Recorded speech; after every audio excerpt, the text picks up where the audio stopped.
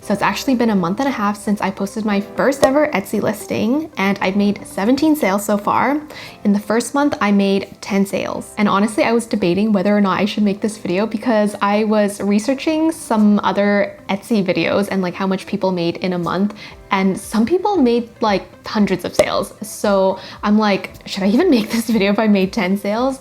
But you know what? I think this is all part of the journey. And I think for me, like this level of progress that I have, it was very realistic for me. Like I did not expect to make hundreds of sales. My goal was actually to make 10 sales, so I did hit my goal. And the first 2 weeks of starting the Etsy shop, like I actually only had 2 listings up. So I think it's actually very good progress so far. In this video, I'm going to share 5 things that really helped me get these 10 sales in the first month. And especially if you are just starting an Etsy shop, I think these will be helpful. And do subscribe if you want to follow along on my Etsy journey. So first, what you sell on Etsy is actually really, really important, like having the right niche. This is probably one of the biggest struggles of new Etsy owners because you want to make sure it's like something you know how to do, but then you have to make sure there isn't that much competition out there. Or even if there is a lot of competition, like is there a way where you can do something different or do something unique or do something just like better than other people? By the way, you might be wondering like, Dina, what is your Etsy shop? And I think for right now, I don't want to reveal what I'm doing, but I will tell you that it is a kind of, it's like digital downloads for a kind of small business owner. So I'm not selling any physical products, I'm not shipping. So this is actually a niche I discovered back in July and now it's December.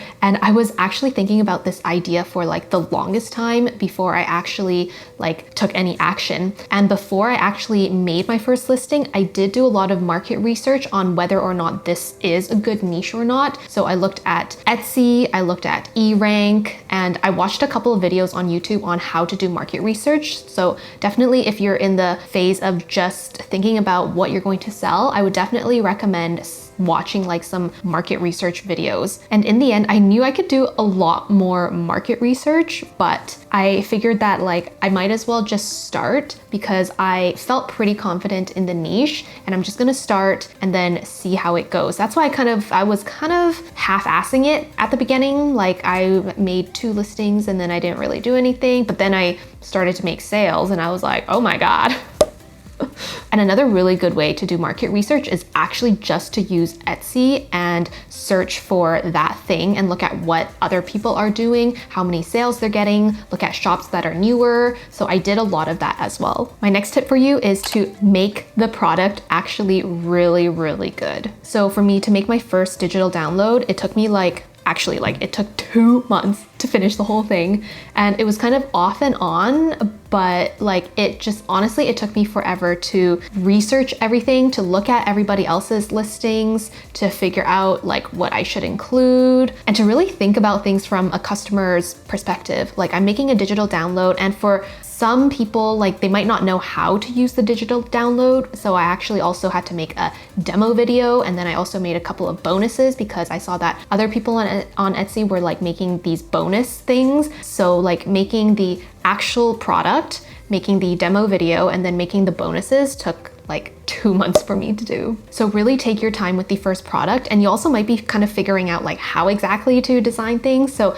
it will take longer, but trust me, like it will get so much faster. And now I have 9 listings, I think. Yeah, it's a lot faster afterwards. Super duper worth it to make the first product really good though. My next tip for you is the listing photos / video and SEO really matter. Like the whole marketing stuff really, really does matter. So I told you how I spent like 2 months working on the actual product. It actually also took me so long to make the listing photos and the video. Because here's the thing, you can have a really, really good product, but if your marketing sucks, no one's gonna buy the product. So you need to make the marketing as good as the product. And my product is kind of a thing where it's kind of like an aesthetic thing that people use. So if the marketing is not good, like people kind of get a sense of what the product is like. So like it took me forever to do the marketing because I knew it was super duper important. And a tip for you, if you are trying to make like photos for the Etsy listing, you can use Canva, and you can also use Canva to make the video as well. Just make sure you click the animate, like you can put a bunch of things and then click animate, and then it it turns it into a video. Make sure it is a 5-second video though, because yeah, the Etsy video needs to be more than 5 seconds long. I don't think I'm an expert on Etsy SEO, but I think the best tip I can give you for now is to, like, when you make your title and description and like the tags you use, make sure it's actually describing the product itself and you're not going too much into like the related products, because when people search on Etsy, they're looking for something like pretty specific. So you want to make sure that everything you write about your product is that one specific thing. There might be different ways to describe it, but make sure it's not going too much into the other related things. My next tip is to share your Etsy shop with a couple of friends that you think might be interested in your products. And if they're interested in the product, they can purchase the product and leave an honest and unbiased review. Etsy does have some policies on transactions between like you and like your friends and family, and it says that transactions and reviews between friends and family are not considered shilling as long as they reflect the honest, unbiased opinion of the buyer and meet the following criteria. The transaction must occur on Etsy. The buyer and seller may not share a material connection like a bank account or something, credit card, financial interest in the shop being reviewed. And the buyer must not be paid or otherwise compensated for the review unless this is available to all buyers, such as a discount offered on next purchase for leaving an honest review. And the sole purpose of the transaction may not be to leave a review. So definitely share your Etsy shop with friends and family. And honestly,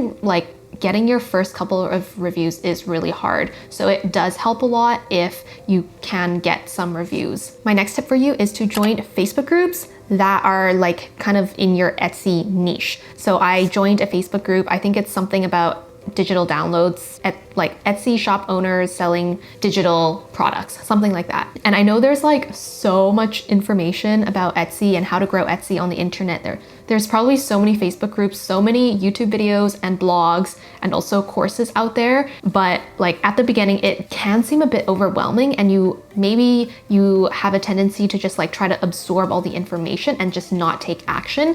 But I would encourage you to educate yourself as you go. And for me, I haven't like consumed so many resources. Like, I think I figured out the most important things. I looked into a couple of resources, couple YouTube videos, and then I joined this one Facebook group. And as I went along, let's say, for example, I'm writing like a privacy policy for my shop, I would just search that in the Facebook group. And it's actually really, really helpful. If you're thinking about whether or not to buy like an Etsy course, I would say you could. But I think for me personally, I bought like so many different other kinds of courses in the past. Like I have a YouTube course on how to grow YouTube, and I think it's useful, but I also tend to just not do the course. So just knowing myself, I know that like right now what I want to do with Etsy is to try it out myself. There's so many resources out there, but after a couple months, if I do feel stuck in a particular area, then maybe I'll go purchase some kind of paid course.